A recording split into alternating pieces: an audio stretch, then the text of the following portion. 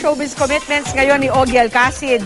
Kabilang dyan ang bagong kapuso show na Daddy Dearest sa sobrang busy ni Ogie. Totoo nga bang nagtatampo na ang misis niyang si Regine Velasquez? Makichika kay Katatibayan. Sa mga pinakamahuhusay sa larangan ng pagganap. Pagkatapos bumida sa daldalita, muling pasisiyahin ni Ogie Alcacid ang mga kapuso sa pinakabago niyang afternoon show na My Daddy Dearest. Ang kanyang karakter, hindi lang daddy, kundi magiging mommy rin. Makakasama niya rito si Jolina Magdangal at ang child stars na sina Milka Nocion at Kyle Ocampo. Maganda yung story, maganda yung fantasy part. So it's exciting.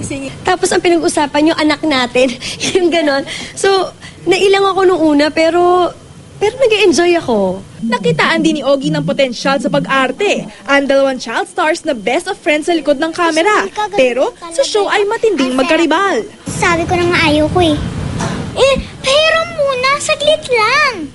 Pag-amin naman ni Ogie, minsan ay nawawala na siya ng panahon para sa asawa niya si Regine Velasquez at anak na si Baby Nate dahil very busy sa sunod-sunod na projects. Totoo kayang nagtatampo na si Mrs. A? Hindi naman nagtatampo, medyo nag-aalala lang siya. Baka hindi ko na inaalagaan yung sarili ko. No? Kumain ka na ba? Bilang pangbawi, pinaplano ni Ogie ang isang engranding bakasyon. September, pupunta kaming Singapore. Manonood kami ng F1. Sa mga November, gusto ko sanang puntang Europe with my family.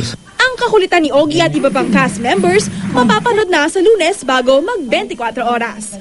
Katatibayan updated sa Showbiz Happening.